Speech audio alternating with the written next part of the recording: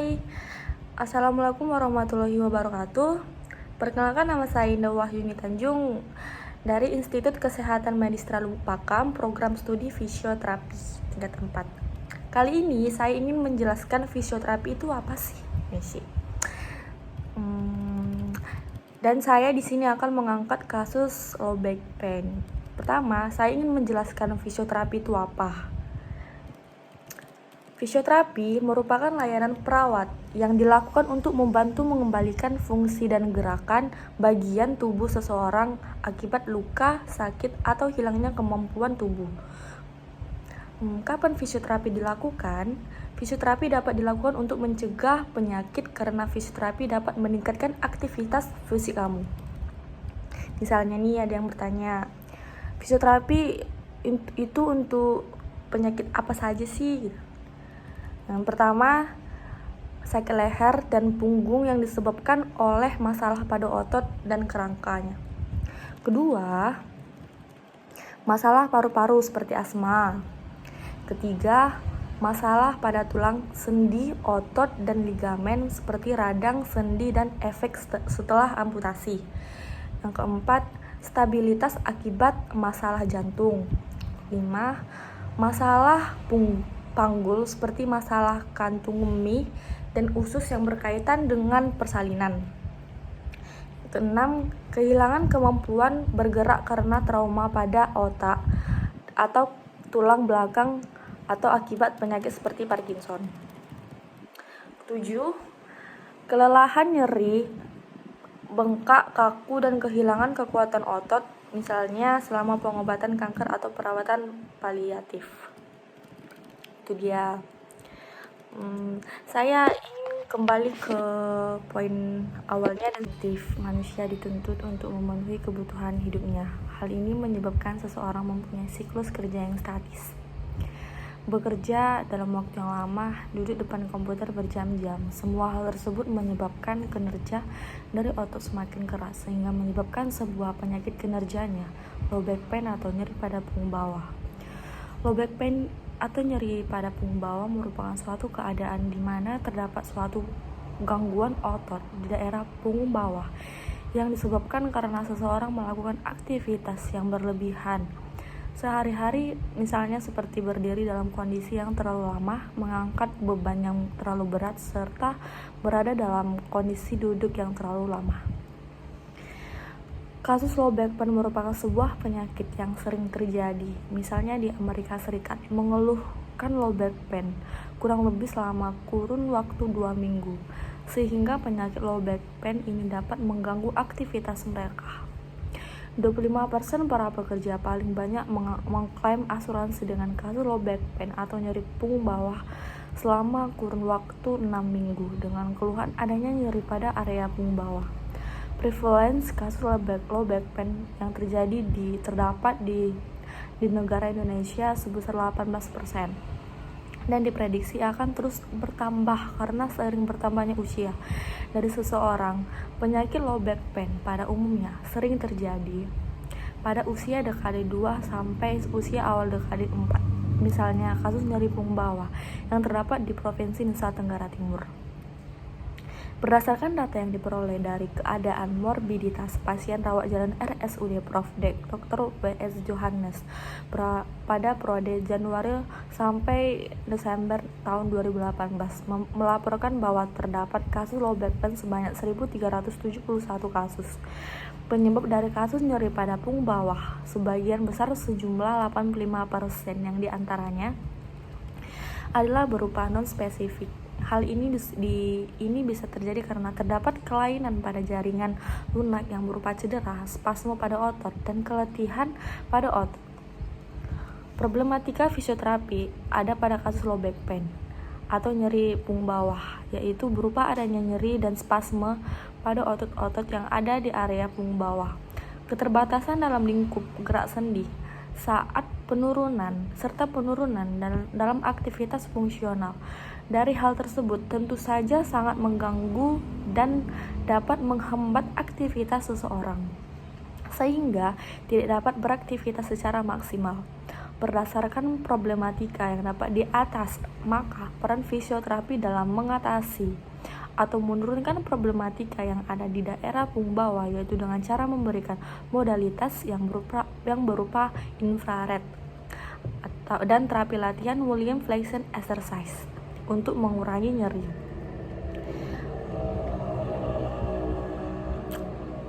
Meningkatkan relaksasi pada otot-otot di area punggung bawah sehingga dapat mengurangi spasme pada otot-otot yang ada di punggung bawah serta meningkatkan kekuatan otot, lingkup gerak sendi dan aktivitas fungsional pada penderita LBP. Kasus LBP atau low back pain membutuhkan penanganan penelataksanaan fisioterapi yang sesuai dengan standar operasional. Dengan karena itu, kasus low back pain membutuhkan penanganan penelataksanaan fisioterapi yang sesuai dengan standar operasional.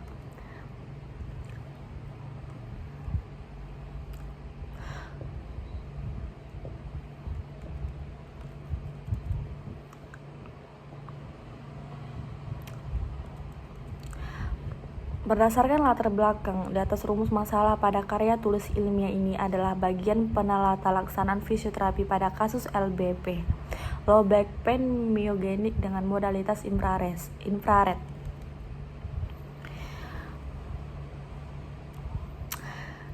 Definisi operasional. Pengertian penelataksanaan kasus menurut Kamus Besar Bahasa Indonesia. Penelataksanaan sendiri berasal dari dua kata, yaitu sebuah tatah dan laksana, atau arti lain dari kata tersebut adalah pengurusan atau pengaruh tentang berbagai hal. Fisioterapi merupakan salah satu bentuk pelayanan yang terdapat dalam bidang kesehatan. Pelayanan tersebut ditujukan kepada seseorang individu memulihkan anggota gerak fungsi serta fungsi tubuh sepanjang daur kehidupan manusia. Pelayanan yang diberikan berupa pelayanan baik secara manual, meningkatkan gerak, atau menggunakan peralatan fisik, elektropoietis, dan mekanis untuk membantu meningkatkan pelatihan fungsi dan komunikasi manusia. Low back pain myogenik atau nyeri punggung bawah adalah suatu perasaan nyeri yang berhubungan dengan stres atau strain pada area otot-otot punggung, tendon. Misalnya, seperti mengangkat beban yang terlalu berat dengan posisi yang salah, terlalu lama dalam posisi membungkuk, serta berada pada posisi berdiri atau duduk yang terlalu lama dengan posisi yang salah. Sinar infrared merupakan salah satu intervensi fisioterapi yang bisa digunakan untuk penanganan nyeri punggung bawah panas yang dihasilkan oleh lampu infrared merah. Dapat digunakan untuk menangani kondisi muskuloskeletal seperti pada kasus nyeri punggung bawah. Radiasi lampu inframerah dapat meningkatkan aliran darah dan memberikan efek relaksasi pada jaringan, sehingga dapat mengurangi nyeri dan memaksimalkan fungsi gerak pada penderita nyeri punggung bawah. Misalnya seperti kasus-kasus trauma inflamasi serta cedera seperti whiplash injury dan nyeri pada punggung bawah. TENS dapat digunakan dalam berbagai kondisi, misalnya seperti pada kondisi nyeri kronis dan kondisi nyeri akut. William Flexion merupakan sebuah terapi yang dikembangkan oleh Dr. Paul Williams pada tahun 1937. Latihan William Flexion dirancang untuk membantu mengurangi nyeri pada area punggung bawah dengan cara memperkuat otot-otot yang berperan dalam gerakan fleksi lumbal sacral spine, terutama pada otot abdominal dan kelompok otot ekstensor punggung. Pertama, anatomi fungsionalnya. Agar lebih mengetahui tentang kasus low back pain atau LBP myogenik, tentunya harus mengetahui tentang struktur anatomi fungsional dan vertebra. Struktur anatomi dari vertebra adalah yang pertama itu tulang. Tulang columna vertebralis merupakan sebuah susunan tulang belakang yang berjumlah 33 ruas yang disatukan oleh ligamen dan otot dengan diskus intervertebralis dalam bentuk tulang rawan. 33 tulang vertebra dibagi menjadi 5 bagian yang berbeda, yang diantaranya adalah vertebra cervicalis berjumlah 7 buah C1 sampai C5, Cara penulisan tersebut merupakan penulisan berdasarkan ruang tulang cervical yang berada pada posisi paling superior ke bagian paling bawah inferior vertebra thoracalis berjumlah 12 buah, TH1 sampai TH12. Vertebra inferior vertebra ini mempunyai susunan tulang yang hampir sama atau mirip dengan tulang lainnya. Vertebra lumbalis berjumlah 5, vertebra L1 sampai L5. Vertebra ini merupakan vertebra terbesar dari vertebra yang lainnya. Vertebra lumbalis tidak mempunyai foramen pada processus transversus. Selain ini juga tidak mempunyai permukaan sendi pada bagian korpus. Vertebra sacralis yang berjumlah 5, vertebra S1 sampai S5. Vertebra kelima, vertebra sakral bergabung untuk membentuk tulang yang besar berbentuk segitiga yang dikenal sebagai sakrum. Tulang yang vertebra yang terakhir yang terletak di bagian tulang bawah atau paling distal adalah coccygeus. Setelah tulang itu membentuk 4 struktur yang dikenal sebagai tulang ekor. Tulang ekor coccygeus berfungsi sebagai sumber perlekatan untuk ligamen dan otot. Regio lumbal terletak pada bagian bawah yang terdiri dari 5 vertebra bodi yang mobile, 4 diskus intervertebralis dengan 1 diskus yang terletak pada thoracal lumbal. Regio ini berbentuk lordosis. Hal ini disebabkan karena posisi yang paling besar menahan beban mekanik dari tubuh. Regio lumbal ini merupakan regio yang paling mudah mengalami degenerasi. Ini dia. Yang pertama itu cervical 1 sampai C7. Gambar kedua thoracal 1 sampai 12. Keempat lumbalis L1 sampai L5. Keempat sakrum S1 sampai S5. 5 coccygeus. Ini dia keterangannya, gambar. Yang pertama corpus vertebra, yang kedua foramen vertebra, yang ketiga processus acromius, processus mammillaris, yang kelima processus spinosus, yang keenam emphysis annularis, yang ketujuh pedunculus arcus vertebra, yang ke-8 processus costalis, yang ke-9 itu processus articularis superior, yang ke-10 itu lamina arcus vertebra. Ini yang sendi. Sendi vertebra mempunyai persendian yang disebut zygapophyseal joint. Sendi ini merupakan sendi yang letaknya terdapat pada synovial yang berada di posterior lateral canalis intervertebralis atau foramina. Sendi vaquet atau zygapophyseal berjumlah 1 pasang sendi. Ini memiliki articularis posterolateral setiap antar level pada sebuah vertebra. Sendi vaquet atau sendi ini memiliki articularis. Fungsi utama dari sendi zygapophyseal adalah untuk melindungi suatu segmen gerak dari gaya geser anterior, rotasi yang berlebihan, serta gerakan fleksi. Ketiga itu otot punggung bawah. Regio lumbal mempunyai otot erector spine. Otot ini terbagi menjadi 3, yang diantaranya adalah sebagai berikut. Yang pertama itu otot yang berada di posisi paling lateral adalah otot iliocostalis. Yang kedua, otot yang terletak di area tengah adalah otot longissimus. Yang ketiga, otot yang terdapat di sisi paling dari erector spine adalah medial, adalah otot spinalis. Ini gambar otot punggungnya. Yang pertama itu spinalis capitis. yang kedua splenius capitis, yang ketiga serratus posterior superior, yang keempat levator costarum, yang kelima heliocastellis, yang keenam longissimus, yang ketujuh itu spinalis, yang kedelapan rotator thoracic longus, yang sembilan serratus posterior inferior, yang kesepuluh itu multividi. Otot-otot perut. Ini gambarnya. Yang pertama itu rectus abdominis, yang kedua rectus abdominis layer anterior, yang ketiga itu obliquus anternal, yang keempat obliquus internus, yang kelima abdominus transversus, yang keenam itu tendinous intersection, yang ketujuh piramidalis, yang ke-8 pectoralis major, 9 itu serratus anterior, yang ke-10 itu serratus anterior, yang ke-10 linea alba, yang ke-11 obliquus externus, yang ke-12 umbilicus, 13 anterior superior iliaca spine, yang ke-14 ligamen inguinal, yang ke-15 itu terakhir ligamen carnalis. Ligamen pada vertebranya, ini gambarnya.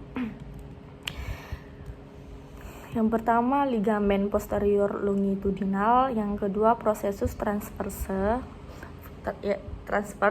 yang ketiga ligamen supraspinatus, yang keempat ligamen intraspinatus, yang kelima ligamen intertransverse, yang keenam itu ligamen falum, yang ketujuh itu ligamen anterior longitudinal. Anatomi abdominal merupakan ilmu yang mempelajari susunan atau struktur dari tubuh manusia mulai dari tulang, sendi maupun jaringan yang ada di dalamnya yang mengalami permasalahan abnormal. Pada kasus myalgia di sini menyebut salah satu adalah trauma. Myalgia atau nyeri otot merupakan rasa sakit akibat trauma. Cedera yang berulang ketegangan dan overuse. Struktur abnormal pada vertebra lumbalis dapat menyebabkan ketegangan pada otot. Berapa mekanisme yang diajukan dalam terjadinya myalgia, yaitu tubuh yang dipertahankan dalam posisi statik untuk jangka waktu yang cukup lama, di mana otot yang ada di area punggung akan berkontraksi untuk mempertahankan postur tubuh yang normal atau pada saat beraktivitas yang menimbulkan beban mekanik yang berlebihan pada otot-otot punggung bawah. Penggunaan otot yang berlebihan dapat menimbulkan terjadinya iskemia atau inflamasi. Setiap gerakan otot akan menimbulkan nyeri dan menambah spasme pada otot sehingga gerak punggung bawah terjadinya terbatas. Biomekanik. Saat itu fleksi tulang belakang lumbal dirancang dengan baik untuk gerakan fleksi, rentang gerakan fleksi dan ekstensi untuk tulang punggung lumbal yang terjadi antara segmen vertebra kira-kira 12 derajat di tulang belakang. Lumbal atas gerakan maksimum 20-25 derajat antara L5 sampai L1. Gerakan fleksi pada lumbal biasanya dinervasi oleh otot-otot perut. Otot yang berperan dalam gerakan fleksi ini adalah rectus abdominis, obliquus externus abdominis, obliquus internus abdominis, dan otot psoas major. Kedua itu ekstensi.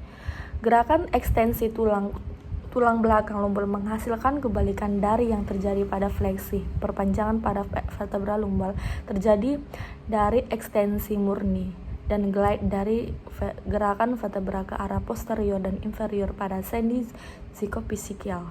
Berperan dalam gerakan ekstensi adalah otot iliacolis, longissimus, spinalis, trapezius, dan otot multifidus. Ketiga, side bending. Gerakan ini merupakan sesuatu yang kompleks karena Gerakannya bervariasi dan melibatkan gerakan yang menekuk ke samping dan rotasi dari sendi putar antar tubuh pada sendi zigopisial. Pola umum dari gerakan ini adalah menekuk ke arah samping dengan rotasi ipsilateral pada L5-S1.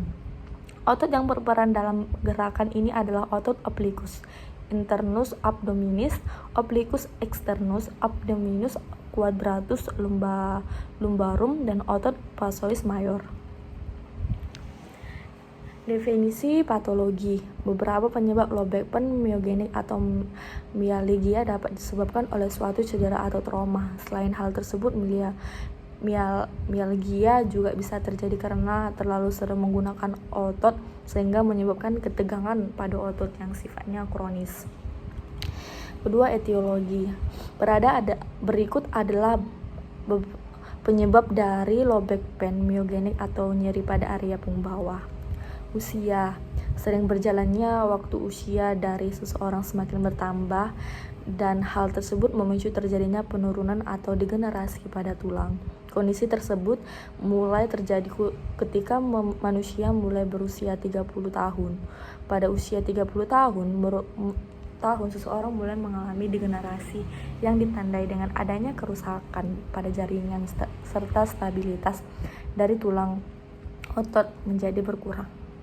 Oleh sebab itu, semua hal tersebut memicu terjadinya low back pain atau LBP. Keluhan low back pain sendiri mulai dirasakan ketika seseorang mulai berusia 35 tahun dan akan terus meningkat ketika seseorang mulai berusia lanjut. Kedua itu jenis kelamin. Low back pain atau nyeri pada punggung bawah yang sering dikeluhkan oleh wanita. Hal ini terjadi karena kemampuan fisiologis dari otot wanita lebih rendah dibandingkan pria. Ketiga, aktivitas fisik. Seseorang mempunyai aktivitas yang berlebihan dapat memicu terjadinya sesuatu penyakit termasuk penyakit low back pain atau LBP tersebut karena aktivitas yang berlebih bisa menyebabkan ketegangan otot spasme pada otot-otot yang terdapat di area punggung bawah. Seseorang yang mempunyai aktivitas yang cukup dan teratur maka dapat membantu mengurangi resiko terjadinya penyakit low back pain. Indeks massa tubuh. Keempat, indeks massa tubuh merupakan sebuah kalkulasi antara tinggi badan dengan berat badan.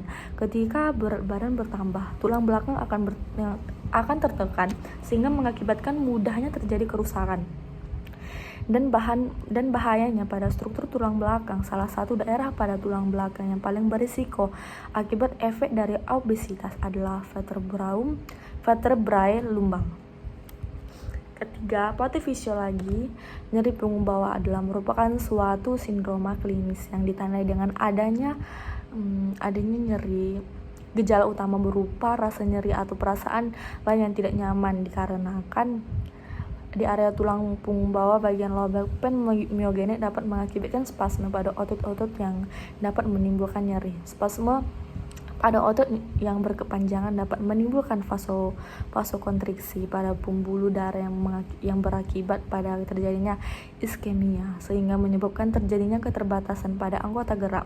Selain itu bisa juga terjadi atrofi pada otot dalam kurun waktu yang cukup lama sehingga menyebabkan terjadinya penurunan pada kekuatan otot yang berdampak pada penurunan stabilitas dan aktivitas fungsional pada kasus low back pain myogenik. Ketika seseorang berada dalam posisi statis atau dalam posisi tetap dalam waktu yang cukup lama akan menyebabkan penurunan stabilitas dan kerja grup otot menjadi tidak seimbang sehingga lama-kelamaan akan menimbulkan terjadinya injury. Otot yang tidak seimbang menyebabkan pemendekan otot. Dan pada kasus low back pain myogenik ini, otot yang mengalami pemendekan antara lain quadratus lumborum, iliopsoas, hamstring, dan erector spine.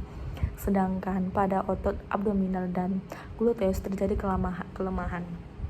Pada otot stabilisator, terutama pada lumbal adalah multifidus dan transversus abdominalis. Daerah lumbal khususnya daerah L5-S1 mempunyai tugas yang berat yaitu menyangga berat badan. Di perkiraan 75% berat badan disangga oleh sendi L5-S1. Daerah lumbal tersebut Daerah lumbal terutama L5 sampai S1 merupakan daerah rawan karena ligamen longitudinal posterior hanya separuh menutupi permukaan posterior kasus diskus. Ketika terjadi tekanan yang berlebihan pada tulang belakang, maka tulang belakang bekerja semakin keras dan bisa menyebabkan adanya keluhan nyeri yang berakibatkan pada low back pain atau nyeri pada punggung bawah. Yang E, pemeriksaan dan pengukuran pemeriksaan umum. Anamnesis. Anamnesis merupakan sebuah cara untuk mengumpulkan data dengan jalan tanya jawab antara terapis dengan sumber data atau pasien. Anamnesis atau tanya jawab berisi tentang identitas dari pasien, terutama seperti nama, umur, jenis kelamin, alamat, dan pekerjaan pasien, serta hal-hal yang berkaitan dengan penyakit penderita seperti keluhan utamanya, riwayat penyakit jantung, penyakit sekarang, lokasi dari keluhan gitu, faktor yang dapat memperberat dan memperingan keluhan, serta riwayat penyakit dahulu dan riwayat penyakit keluarga. Terdapat dua jenis anamnesis, yaitu ada autoanamnesis atau anamnesis yang langsung ditujukan kepada pasien atau klien yang bersangkutan. Selain itu ada heteroanamnesis atau anamnesis yang dilakukan kepada lainnya, misalnya seperti keluarganya atau teman kerabatnya dari pasien gitu. Terus tanda-tanda vital sign-nya. Tanda-tanda vital merupakan itu suatu parameter tubuh yang meliputi tekanan darah, denyut nadi, pernapasan, dan suhu tubuh. Tanda-tanda vital ini oleh fisioterapi digunakan sebagai dasar untuk menentukan tindakan selanjutnya gitu. Terus infeksi merupakan salah satu bentuk pemeriksaan fisik yang dilakukan dengan cara mengamati atau mempertahankan keseluruhan dari tubuh pasien dengan rinci dan sistematis. Terus palpasi ini merupakan suatu bentuk pemeriksaan fisik yang dilakukan dengan cara meraba bagian tubuh dari pasien yang berada dalam kondisi tidak normal. Terus yang kelima, pemeriksaan gerak dasar atau gerak aktif merupakan salah satu bentuk pemeriksaan yang dilakukan dengan cara meminta pasien menggerakkan anggota gerak yang diperiksa secara aktif pada kedua anggota gerak dari pasien antara sisi yang sehat dengan sisi yang sakit. Kemudian terapis mengamati serta memberikan penunjuk kepada pasien yang berupa aba-aba atau perintah kepada pasien. Terus pemeriksaan gerak pasifnya dilakukan oleh terapis dengan cara terapis menggerakkan anggota tubuh dari pasien dengan kondisi pasien dalam keadaan pasif dan rileks. Terus pemeriksaan gerak melawan tahanan ini adalah sebuah pemeriksaan yang dilakukan oleh pasien secara aktif dan terapis memberi tahanan pada anggota tubuh dari pasien sementara pasien melawan tahanan dari terapis gitu. Ini adalah pemeriksaan khusus atau spesifik.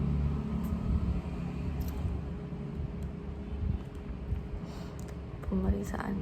Terus pengukuran pada kondisi myalgia atau low back pain myogenik. Pengukuran nyeri dengan visual analog skala, kayak skala 1 sampai skala yang terendah sampai yang tertinggi. Ini merupakan sebuah alat ukur yang digunakan untuk mengukur suatu intensitas nyeri. Setiap garis dari vas ujungnya ditandai dengan suatu level intensitas. Untuk ujung kiri diberi tanda intensitas no pain atau tidak nyeri, sedangkan untuk ujung sebelah kanan diberi tanda bad pain atau nyeri hebat. Alhamdulillah. Prosedur pemeriksaan dengan vas dilakukan dengan cara meminta pasien menandai intensitas nyeri dengan cara menggeser garis pada vas sesuai dengan intensitas nyeri pada dirasakan oleh pasien. Kemudian setelah melakukan pengukuran nyeri dengan vas, hasil dari pengukuran dicatat agar dapat mengetahui kemajuan dari pasien setelah pemeriksaan atau pengukuran yang selanjutnya setelah pasien melaksanakan terapi sebelum dan sesudah gitu. Terus ini B, pengukuran lingkup gerak sendi dengan Maitland. Ini ruang lingkup sendi adalah suatu lingkup gerak sendi yang mampu dicapai atau dilakukan oleh sendi. Pengukuran LGS atau lingkup gerak sendi pada nyeri punggung bawah dilakukan dengan cara menggunakan Maitland. Pengukuran ini dilakukan dengan mengukur gerakan fleksi trunk, ekstensi trunk, lateral fleksi dextra dan lateral fleksi sinistra. Pemeriksaan lingkup gerak sendi ini dilakukan berdasarkan patokan atau titik pusat pengukuran LGS. Kebanyakan dilakukan atau menggunakan goniometer, tetapi untuk sendi tertentu untuk pengukuran dari lingkup gerak sendi menggunakan Maitland atau pita ukur. Pemeriksaan lingkup gerak sendi dengan Maitland bertujuan untuk mengetahui sebesar keterbatasan lingkup gerak sendi pada vertebra. Pengukuran LGS pada fleksi trunk dan ekstensi trunk yang diukur dengan menggunakan Maitland dilakukan dengan cara menganjurkan pasien untuk melakukan gerakan membungkuk, kemudian diukur dari C5 sampai S1 dan diukur pada saat posisi pasien berdiri tegak atau ketika pasien berada pada posisi normal. Kemudian hitung selisih antara posisi normal dan pada saat pasien bergerak ke arah fleksi atau ekstensi. Untuk selisih antara fleksi dan ekstensi rata-rata mempunyai selisih 10 cm atau 4 inch. Gerakan lateral fleksi diukur dengan posisi pasien bergerak tegak, kemudian ukur jarak jari sampai jarak tengah sampai lantai, kemudian anjurkan pasien untuk melakukan gerakan lateral fleksi, kemudian ukur jaraknya kembali dari jari tengah sampai lantai. Terus pengukuran kekuatan otot dengan manual muscle testing. Manual muscle testing atau MMT adalah merupakan suatu prosedur pada pemeriksaan kekuatan otot yang dilakukan oleh seseorang secara individu maupun secara kelompok yang berhubungan dengan gravitas dan tahanan secara manual. Nilai 0 itu nilai ototnya, nilai 0 kontraksi otot tidak teraba sama sekali ketika dilakukan palpasi. Nilai pertama, kontraksi otot dapat dipalpasi tetapi tanpa terjadinya sebuah gerakan. Nilai 2 negatif, subjek bergerak dengan LGS tidak penuh tanpa melawan gravitasi. Nilai 2, subjek bergerak dengan LGS penuh tanpa melawan gravitasi. Nilai 2 positif, subjek bergerak dengan melawan gravitasi dengan LGS kurang dari Maitland range. Nilai 3 negatif, subjek bergerak dengan melawan gravitasi dengan LGS lebih dari Maitland range. Nilai 3, subjek bergerak dengan LGS yang hampir penuh melawan gravitasi. Nilai 3 positif, subjek bergerak dengan LGS penuh melawan gravitasi. Nilai 4 negatif, subjek bergerak dengan LGS penuh melawan gravitasi dan melawan tahanan minimal. Nilai 4, mampu bergerak penuh dengan LGS penuh melawan gravitasi dan melawan tahanan minimal.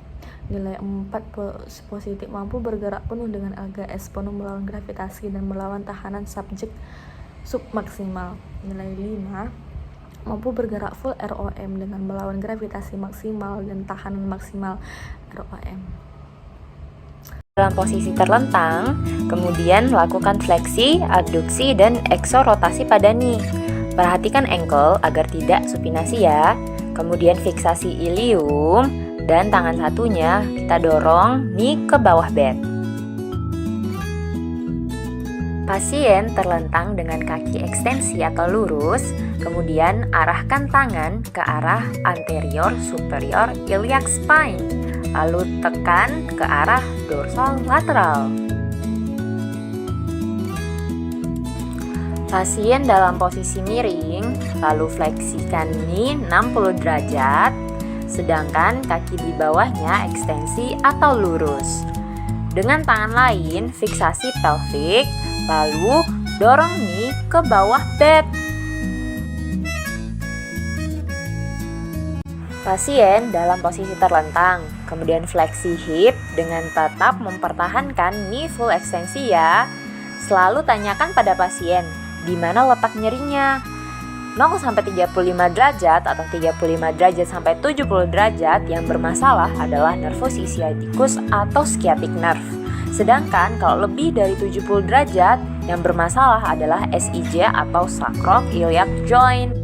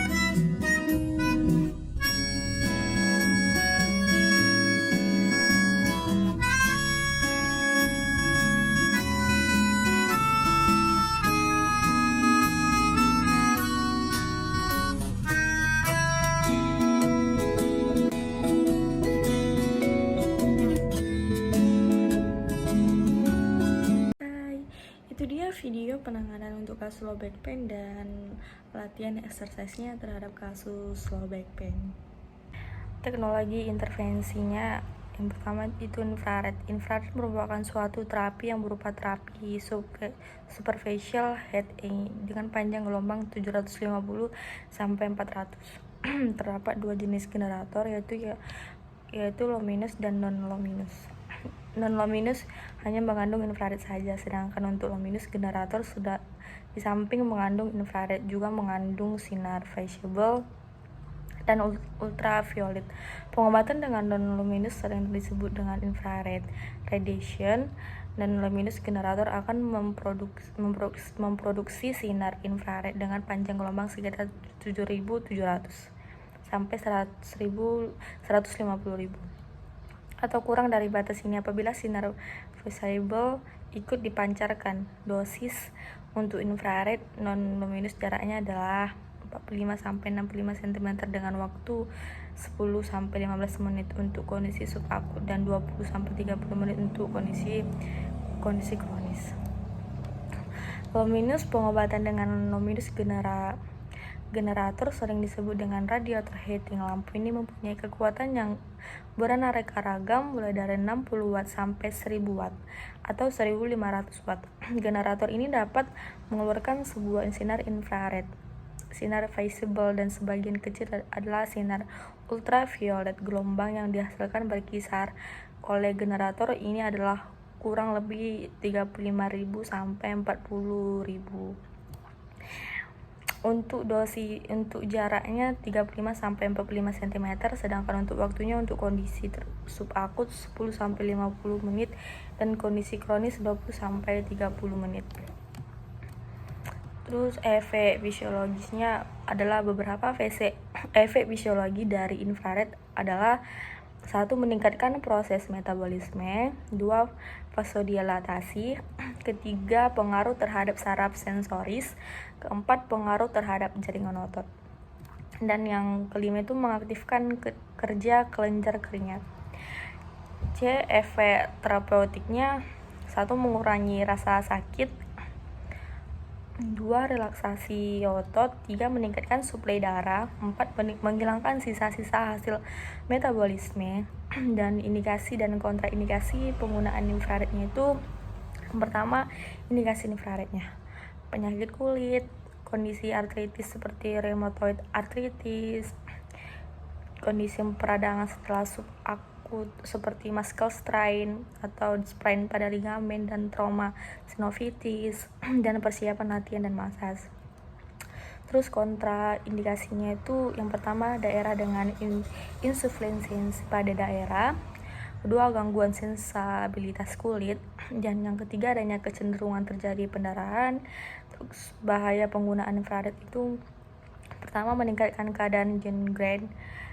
2. Terjadinya electrical shock akibat dari kabel yang rusak atau terbuka dan tersentuh oleh pasien. Yang ketiga, terjadinya luka bakar yang terdapat pada jaringan superficial kulit. Keempat, menggigil. Terus penata laksanaan infrared sesuai dengan SOP. Persiapan alat: cek kabel dan cek lampu infrared. Pastikan kabel dari infrared terhubung dengan stop kontak. 2. Persiapan pasien: posisikan pasien dengan senyaman dan serileks mungkin dengan posisi pasien tidur terungkap atau prone laying pada bed.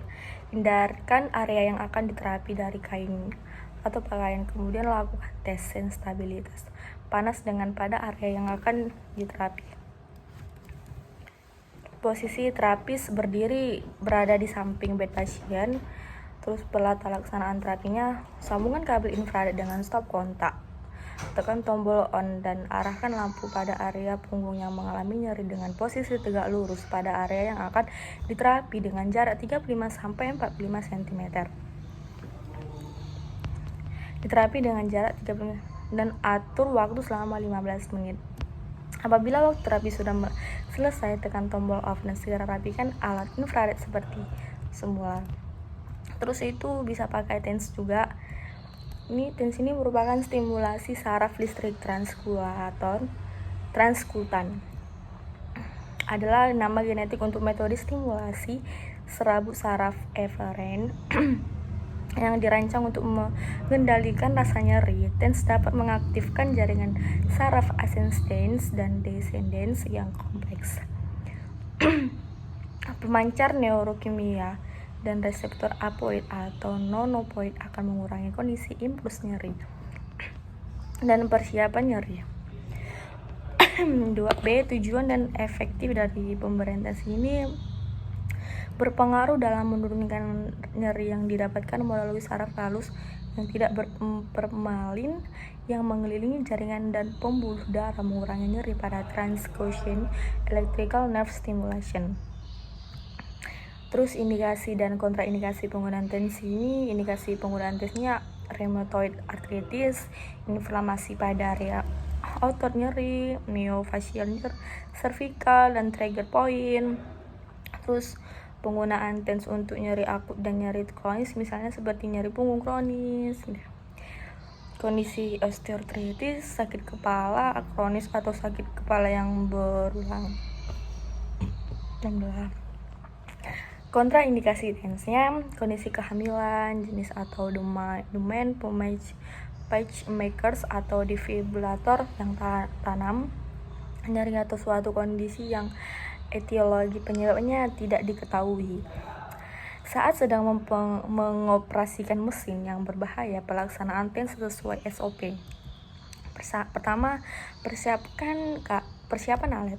Cek kabel dan alat, pastikan dalam kondisi yang baik. Terus persiapan pasien juga, posisi terapis harus senyaman mungkin. Pelaksanaan fisioterapinya itu dilakukan dengan cara memasang elektrod TENS pada area yang mengalami nyeri dan dermatom, kemudian ditindih dengan memberatkan atau sandbag atau waktu terapi selama kurang lebih dari 10 menit dengan frekuensi 100 Hz dan atur intensitas untuk channel elektrodik 125 mA dan channel elektro 2. Terus terapi latihan adalah bergerak tubuh, postur atau aktivitas untuk yang dilakukan secara sistematis dan terancang guna memberikan manfaat bagi pasien atau klien untuk memperbaiki atau mencegah gangguan, meningkatkan dan mengurangi faktor risiko terkait kesehatan, serta mengoptimalkan kondisi kesehatan, kebugaran atau rasa sejahtera secara keseluruhan. Latihan akan mengurangi rasa sakit, memperkuat otot, mengurangi tekanan mekanis pada struktur tulang belakang, meningkatkan tingkat kebugaran, mencegah cedera, dan memperbaiki postur mobilisasi pada pasien dengan nyeri punggung bawah. Dalam hal ini, terapi latihan yang digunakan adalah Williams Flexion Exercise. Ini Williams Flexi Exercise ini adalah latihan fisik yang digunakan oleh fisioterapi untuk membantu mengatasi masalah muskuloskeletal yang terjadi pada area punggung bawah. Latihan ini dirancang untuk mengurangi nyeri pinggang bawah dengan cara menguatkan otot-otot yang memfleksikan lumbosakral spine, terutama pada otot-otot abdominal dan otot-otot gluteus maksimum, serta grup otot ekstensor pada area punggung bawah. Pengaruh dari terapi Williams Flexion Exercise adalah merelaksasikan otot sehingga semakin otot itu relaksi dan tidak tegang, maka otot tersebut dapat bergerak bebas tanpa adanya hambatan dan tanpa adanya rasa nyeri spasme pada otot punggung bawah. Itu pelvic tilting exercise, di mana dilakukan dengan posisi pasien tidur terlentang dengan kedua knie fleksi dan kaki datar di atas bed atau lantai. Datarkan punggung bawah melawan back dan kontrasikan otot-otot perut tanpa kedua tungkai mendorong ke bawah. Kemudian pertahankan 5-10 detik, kemudian rileks kembali. Latihan ini dapat diulang sebanyak 10 kali pengulangan. Terus single to cheese, ini latihan dilakukan untuk posisi pasien tidur telentang dengan kedua knie fleksi dan kaki datar di atas bed. Kemudian pertahankan 5-10 detik, kemudian diulang-ulang lagi gitu. Terus double knee to cheese, gerakan pergelangan ini dilakukan dengan posisi pasien berbaring tidur telentang di bed. Kemudian instruksikan pasien untuk mengangkat kedua lutut ke arah dada dengan kedua tangan terkatup memegang kedua lutut. Pasien menarik lutut mereka ke arah dadah mereka dan menundukkan kepala mereka ke depan dengan tahanan 5 detik, kemudian rileks. Lakukan gerakan ini sebanyak 10 kali pengulangan. Terus partial sit up juga. Latihan ini dilakukan dengan posisi pasien tidur telentang di bed, kemudian posisi terapis berada di samping bed, kedua tungkai pasien diteguk menempel di bed, kemudian dengan kedua tangan menyilang dengan dada. Instruksikan pasien untuk mengangkat kepala sampai skapula terangkat tahan selama 5 detik, kemudian dilakukan juga sebanyak 10 kali pengulangan gitu. Terus pengkajian fisioterapinya itu anamnesisnya. Anamnesis ini secara autonemesis yang dilakukan pada mendapatkan data bahwa pasien bernama TN, agamanya Islam, pekerjaannya, alamatnya, pemeriksaan fisiknya. Pemeriksaan fisik pada TNR dilakukan pada 9 Maret. Pemeriksaan fisik tersebut hasil sebagai berikut: tanda-tanda vital sign-nya, inspeksinya, palpasi, gerak dasar, gerak pasif, gerakan aktif melawan tahanan.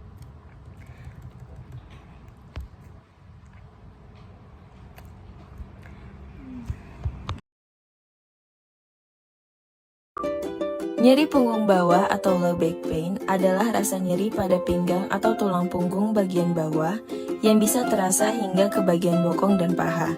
Bahkan pada beberapa kasus, nyeri bisa menjalar hingga ke kaki. Nyeri punggung bawah dapat disebabkan oleh beberapa kondisi berikut. Yang pertama adalah kekakuan otot, kedua kerusakan pada celah sendi tulang belakang, ketiga radang sendi atau artritis, keempat, kelainan bentuk dan pengeroposan tulang belakang, dan yang terakhir adalah gangguan pada saraf tulang belakang. Penderita low back pain dapat melakukan latihan-latihan sederhana di rumah untuk mendapatkan manfaat berupa: yang pertama, mengurangi kekakuan otot, yang kedua, menjaga dan meningkatkan lingkup gerak sendi, yang ketiga, mengurangi nyeri, serta dapat meningkatkan kekuatan otot. Latihan dilakukan minimal 2 kali sehari, setiap gerakan ditahan selama 8-10 detik dan dapat diulang sebanyak 3-5 kali. Jika keluhan yang dirasakan semakin parah, hentikan latihan dan segera menemui dokter atau fisioterapis. Latihan yang pertama adalah knee to chest. Latihan ini dilakukan dalam posisi tidur terlentang dengan nyaman, di atas matras atau di atas permukaan yang datar. Tekuk salah satu lutut lalu didekatkan ke arah dada dan ditahan selama 8-10 detik. Lakukan pada kedua lutut secara bergantian.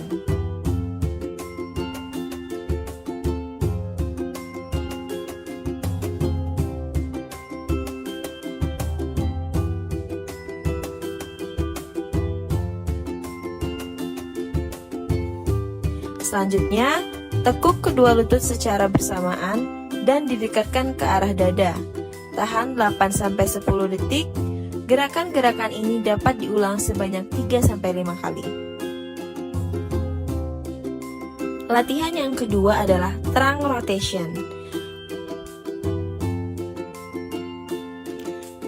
Latihan ini dilakukan dalam posisi tidur terlentang dengan nyaman.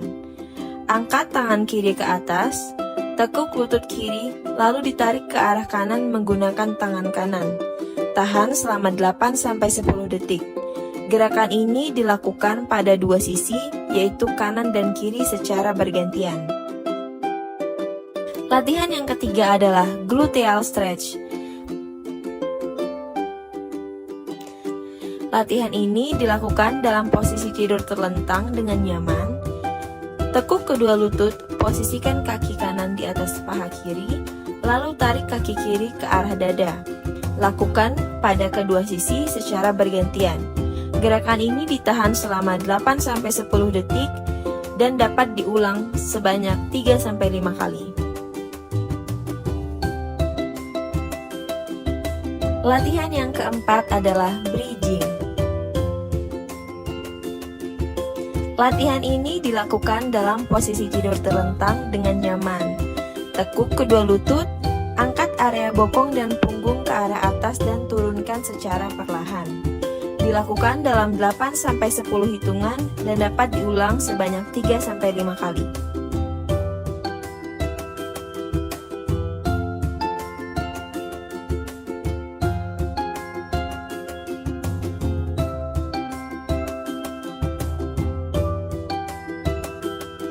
Latihan yang kelima adalah strengthening multifidus. Gerakan ini dilakukan dengan mengangkat tangan kanan dan kaki kiri secara bersilangan, begitu juga sebaliknya. Gerakan ini ditahan selama 8-10 detik dan diulang sebanyak 3-5 kali.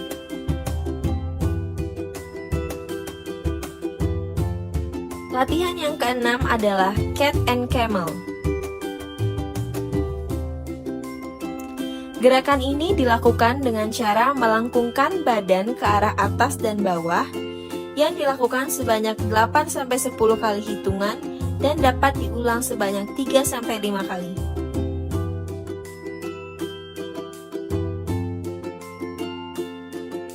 Latihan yang ketujuh adalah back stretch. Gerakan ini dilakukan dengan cara posisi duduk bersimpuh, lalu condongkan badan ke depan hingga paha dan kepala bisa menyentuh lantai. Lalu posisi tidur tengkurap dengan posisi kepala dan badan bagian atas terangkat disangga dengan kedua lengan bawah. Ditahan selama 8-10 detik dan dapat diulang sebanyak 3-5 kali.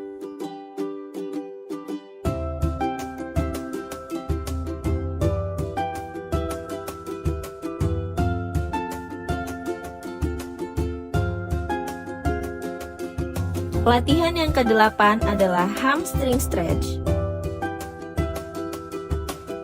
Dilakukan dalam posisi tidur terlentang dengan nyaman. Angkat salah satu kaki ke atas dengan posisi lurus. Taruh resistance band atau kain ataupun handuk pada telapak kaki, lalu ditarik menggunakan kedua tangan. Lakukan pada kedua kaki secara bergantian. Ditahan selama 8-10 detik dan diulang sebanyak 3-5 kali.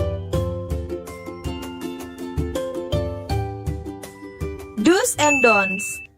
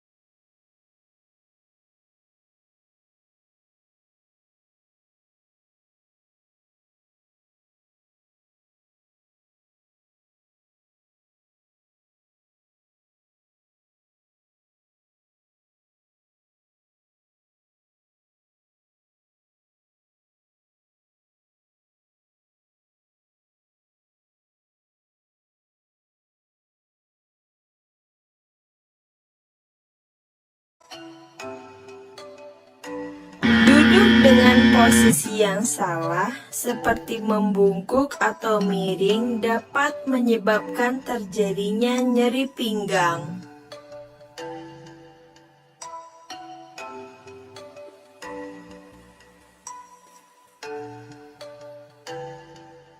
Duduk dengan posisi tegak dan nyaman atau secara ergonomis dapat mengurangi risiko terjadinya nyeri pinggang.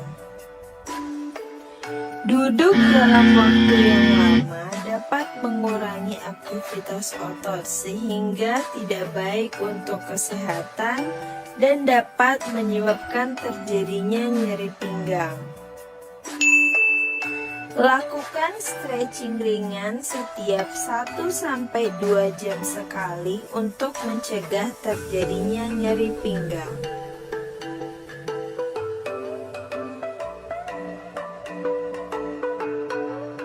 Mengangkat atau membawa barang yang berat dan banyak. Membawa barang secukupnya saja. Jalan dengan postur yang salah, yaitu dengan postur yang bungkuk. Jalan dengan postur yang benar, yaitu dalam posisi tegak. Mengambil barang dalam posisi bungkuk.